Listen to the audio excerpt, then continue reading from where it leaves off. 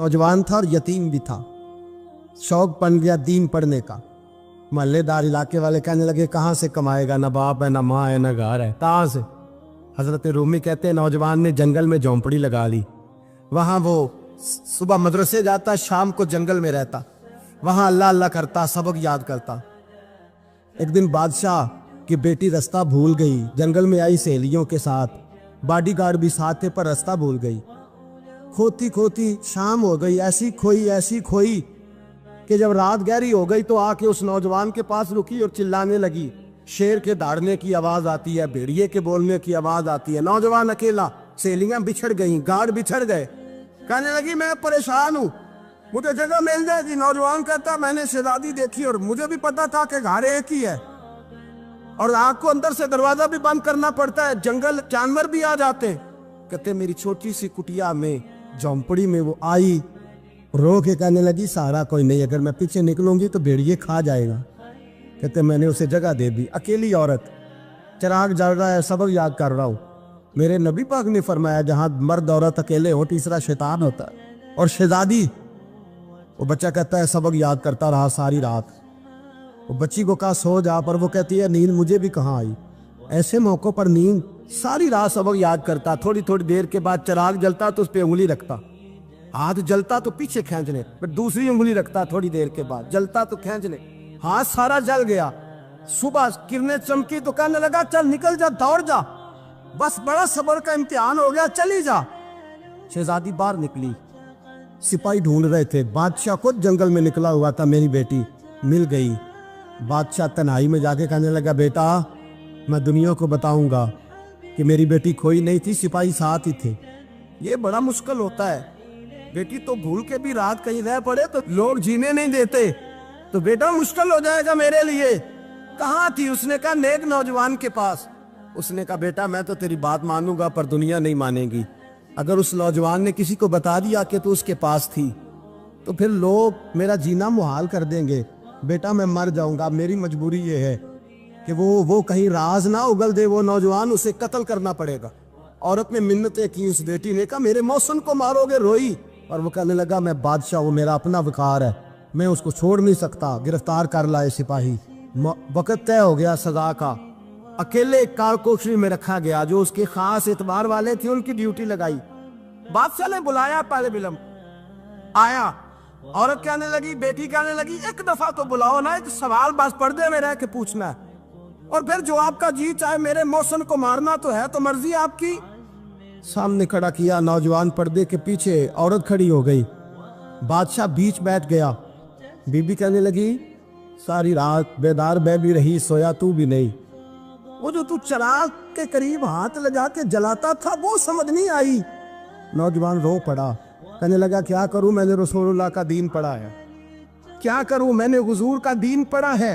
मैंने पढ़ा है कि जानी को सबसे नीचे दोज़ख के सबसे निचले दर्जे में जलाया जाए, उसे जहन्नमियों का पीप और रेशा पिलाया जाए, कंद खिलाया जाए। ये रवायतें पड़ी हुई थी। थोड़ी थोड़ी देर के बाद शैतान मुझे कहता था बदकारी कर ले। मैं अपना हाथ उसी वक्त जब शैतान मशवरा देता तो मैं आग पे करता। मैं कहता अगर ये बर्दाश्त हो गई तो वो भी हो जाए। जब हाथ जलता तो मैं समझ जाता नहीं तुझसे तो ये नहीं बर्दाश्त होती तो वो कैसे होगी। फिर मुझे शैतान मशवरा देता कोई देख नहीं रहा तो बुलाने नहीं गया, खुद आई, मैं दूसरी उंगली लगा देता। मैंने हाथ जलाया और मैं समझ गया जब छोटे से चिराग की इतनी सी शमा की आग नहीं बर्दाश्त होती तो दोज़ख कैसे बर्दाश्त होगी। कहता मैं बाज आया। बादशाह ने ये कहानी सुनी, लफ्ज सुने तो चीख मार के रोया। कहने लगा तालिब इल्म तू तो मेरे नबी का सच्चा गुलाम है और मेरे रसूल के जो सच्चे गुलाम होते हैं उन्हें फांसियां नहीं दी जाती, उन्हें तख्त पर बिठाया जाता है। अब तुझे सजा नहीं होगी बल्कि मैं अपनी बेटी का निकाह तेरे साथ करूंगा और मेरे बाद इस सल्तनत का बादशाह भी तू ही बनेगा। अब वो नौजवान वहां नारे लगा रहा है, कहता लोगों तुम मुझे कहते थे दीन से क्या मिलता है, दीन से तो अल्लाह तख्त व ताज भी अता फरमा देता है। अगर नौजवान शर्मो हया वाले बन के रहे अल्लाह सारी इज्जतें दे देगा। देखे ना अल्लाह के फजल से इज्जत मिलती है और जब कोई इज्जतदारों जैसा काम ही ना करे। एक बात और अर्ज करनी है पर वक्त थोड़ा रह गया। जवानों मैं ना जब कभी परेशान होता हूँ ना तो मैं ये वाली बात खोल के पढ़ता हूँ वाला, ये बात ढारस बनाती है। ढारस توانائی دیتی ہے, پورا مضمون باندھا ہے. اعلیٰ حضرت کہتے ہیں بہروپیہ تھا, مداری, روپ بدل بدل کے دکھایا کرتا تھا, بادشاہوں سے انعام لیتا تھا. ایک دن اورنگزیب عالمگیر کے پاس آ گیا, کہنے لگا میں روپ بدلوں گا, اگر آپ پہچان نہ سکے تو میں انعام لوں گا. آپ نے فرمایا میں کوئی ایسے ویسا بادشاہ نہیں, کہا مجھے دھوکہ دینا مشکل ہے. کہا نہیں میں روپ بدلوں گا. حضرت اورنگزیب عالمگیر بڑے نیک بادشاہ گزرے, بڑے پرہیزگار. وہ بہروپیہ کہنے لگا میں روپ بدلوں گا, آپ نہیں پہچان سکیں گے. فرمایا چل جتنا تیرے اندر زور ہے لگا لے.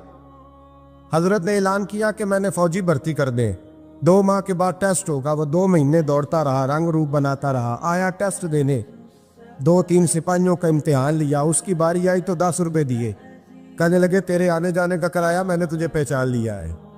کچھ دنوں کے بعد جانے لگے سفر پر, تو بھکاری آ گئے خیرات مانگنے. اس نے بھی سارے منہ پر سیاہی مال لی, کپڑے پھاڑ لیے, سر کے بال مڈا لیے, پگے تک کٹا لی, بدرنگ ہو کے آیا. کاسا آگے کیا تو حضرت نے 10 روپے ڈالے, کہنے لگے تیرے آنے جانے کا کرایہ میں نے پہچان لیا ہے.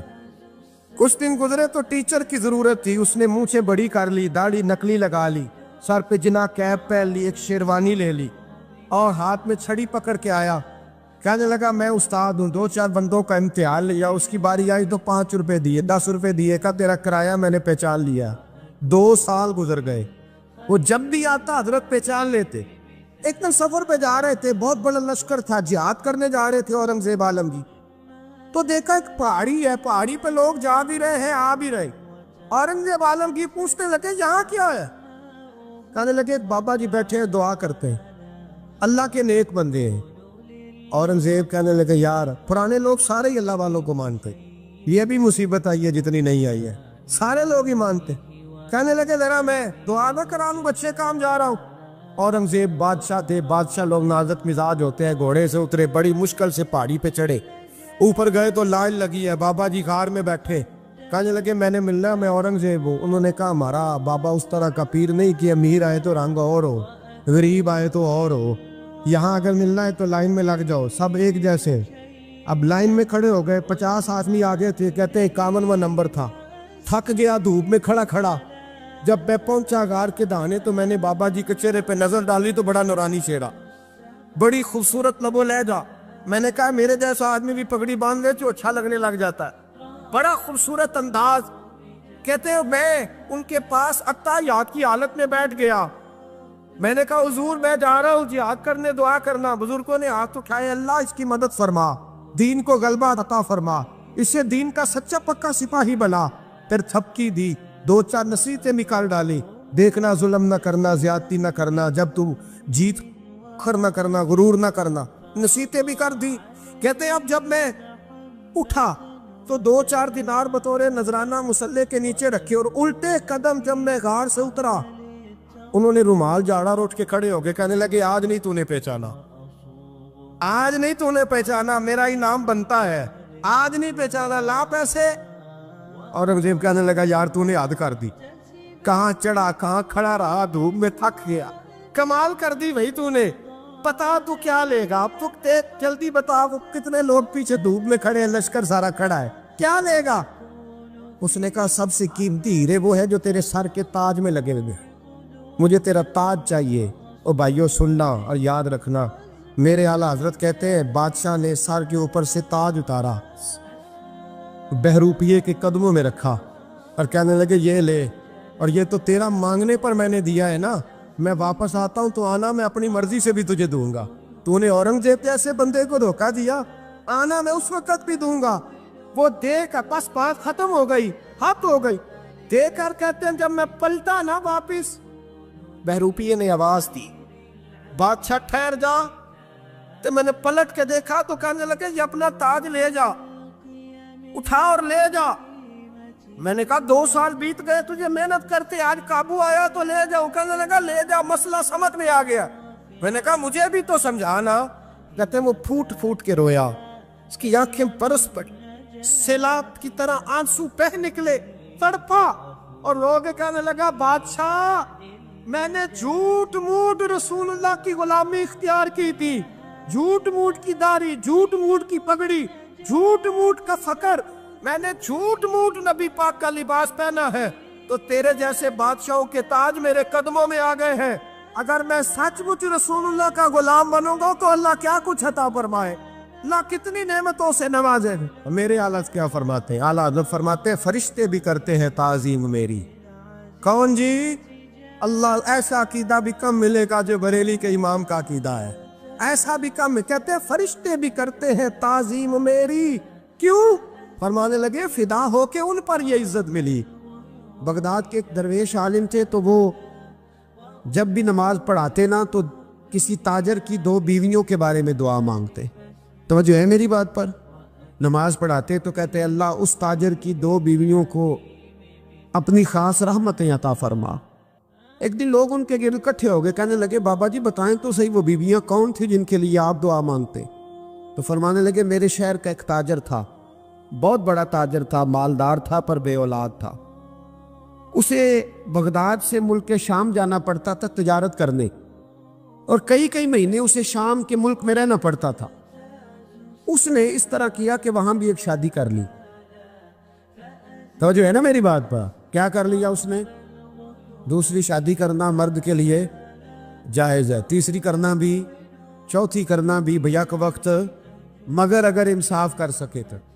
اگر چاروں میں ہم نہ آدھا مسئلہ سنتے ہیں اور آدھا ہی بیان کرتے ہیں، اگر انصاف نہ کر سکے پھر اس کے لیے 4 جائز، پھر وہ ایک ہی رکھے گا۔ تو عزیز دوست دوسرا نکاح کر لیا، شادی ہو گئی، اب وہ وہاں کچھ زیادہ وقت گزارنے لگا، مالدار آدمی تھا، بیوی کو مکان بھی لے کے دے دیا۔ اب وہ دیر سے آتا واپس، اور جب آتا بھی تو اس کے وہ والے انداز نہ ہوتے جو پہلے ہوا کرتے تھے۔ اب بیوی سے بڑا جاسوس بھی کوئی نہیں ہوتا، اس کو تو پہلے پتہ چل جاتا ہے کہ ماجرا کیا ہے، اسے بڑی خبر ہوتی ہے۔ تو اس نے محسوس کر لیا کہ بدلے بدلے سے میری سرکار نظر آتے۔ وہ کہنے لگی اب کہ جب آتا جاتا ہے تو اس کے حالات کچھ بدلے بدلے سے ہیں، ماحول کچھ اور ہے۔ اس نے ایک بوڑھا آدمی جو اس کا عزیز بھی تھا اور سمجھدار بھی تھا اس کو تیار کیا، کہنے لگی اب کہ جب ملک کے شام جائے نا تو اس کا پیچھا کرنا اور خبر کرنا کہ کہاں رہتا ہے، کہاں جاتا ہے، کیا کرتا ہے۔ وہ بوڑھے بزرگ جو تھے وہ خاتون کے کہنے پر کچھ اس نے کرایہ بھی دیا، وہ اس تاجر کے پیچھے گئے اور واپس آ کے خبر دی، کہنے لگے کہ یہ تو 2-3 سال بیت گئے، اس نے وہاں بھی شادی کی ہوئی ہے، تجھے بتایا ہی نہیں۔ بیوی بڑی سمجھدار تھی، حوصلہ مند، زیرت، اس نے شور نہیں مچایا۔ اس نے کہا کہ میں نا اب جب آئے گا نا تو طریقے سے بات کروں گی اور پوچھوں گی کہ ایسا کیوں کیا، اور یہ بھی اس نے آ کے بتایا کہ اگر تیرے ساتھ نکاح کے بعد اسے اولاد نہیں ملی تو اولاد وہاں بھی کوئی نہیں، یہ مکمل تفصیلات۔ اب جب اس دفعہ خامند آیا تو آتے ہی وہ بیمار ہو گیا، کمزور ہونے لگا۔ اب خاتون نے مناسب نہیں سمجھا کہ آتے ہی دڑام سے میں اس کے سر پر یہ بت یہ ٹھوڑ دوں کہ تو نے نکاح کیا ہوا ہے اور مجھے بتایا نہیں۔ وہ ذرا تسلی میں رہی، کچھ وہ بیمار تھا، حوصلہ رکھا، خدمت کرتی رہی۔ کچھ دن گزرے تو وہ تاجر انتقال کر گیا، فوت ہو گیا۔ اب راز کھل نہ سکا، عدت گزاری، اور جب سارا مال جمع کیا نا تو اشرفیوں کی بوریاں بھر گئی، سارا مال اس بی بی کا، 4 بوریوں میں اشرفیاں، 4۔ یہاں تو پیٹ کا دوزخ ہے، معاذ اللہ، بھرتا ہی نہیں۔ حل من مزید، حل من مزید۔ وہ جو کہتے تھے نا کہ بس باہر چلا جاؤں اور باہر میں کچھ تھوڑے سے پیسے کما کے 2-3 سال میں لوٹ آؤں گا، پھر یہاں آ کے کوئی کاروبار کروں گا، وہ گئے ہیں تو واپس نہیں آئے۔ وہ جو کہتے تھے نا بس میں نے اتنا سا کاروبار کرنا ہے کہ مکان بن جائے، انہوں نے 4 مکان بھی بنا لیے ہیں، لیکن بریک حل من مزید کی دوڑ ہے۔ اب 4 بوریاں اس عورت نے چھپائے رکھی، کوئی بندہ نہیں جانتا بغداد میں کہ ملک کے شام میں تاجر کی دوسری بیوی بھی ہے۔ جب وہ فارغ ہوئی تو اس نے اس بوڑھے جاسوس کو پھر بلایا اور 2 بوریاں اونٹ پہ رکھی، خود بھی ساتھ بیٹھی اور ملک شام گئی۔ اللہ اکبر۔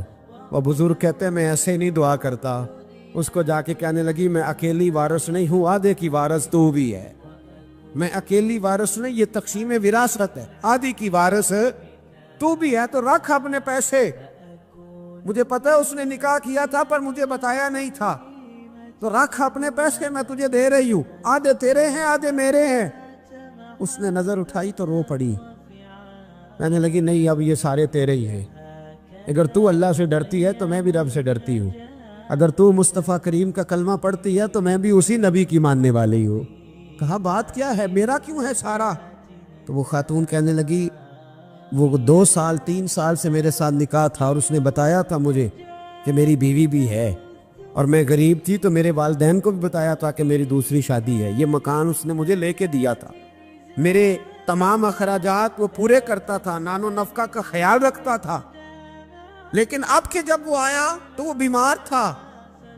اس نے مجھے بتایا کہ مجھے طبیب نے بتایا ہے کہ میں شدید بیمار ہوں، شاید بچ نہ سکوں۔ تو کہنے لگی وہ مجھے کئی لاکھ روپے بھی دے گیا اور جاتے دفعہ مجھے طلاق بھی دے گیا، فارغ کر گیا۔ کہنے لگا تو جہاں چاہے میرے بعد نکاح کر سکتی ہے، اور کہنے لگا میں چاہتا تھا پہلی بیوی کو بتا دوں، موقع نہیں بنا اور اس کا دل نہ ٹوٹے، بتا نہیں پایا، لہذا وہ مجھے ڈھیر سارے پیسے دے چکا ہے، سارا میرا حصہ مجھے پہلے سے دے چکا ہے۔ میری بہن اب یہ 4 بوریوں میں سے 2 میری نہیں بلکہ 4 کی 4 ہی تیری ہے، تو ہی اس کی حقدار ہے۔ تو بزرگ کہتے ہیں مجھے بتاؤ جن کے اندر اس قسم کے تقوی کی جھلک ہو ان کے لیے ہر نماز کے بعد دعا مانگنی چاہیے کہ نہیں مانگنی چاہیے؟ حضرت عمر کے زمانے میں ایک نوجوان تھا، نیک تھا، مسجد جایا کرتا تھا رات کو۔ تو مسجد جا رہا تھا تو رستے میں ایک عورت نے دعوت گناہ دی، ابن عساکر نے اس کو لکھا ہے۔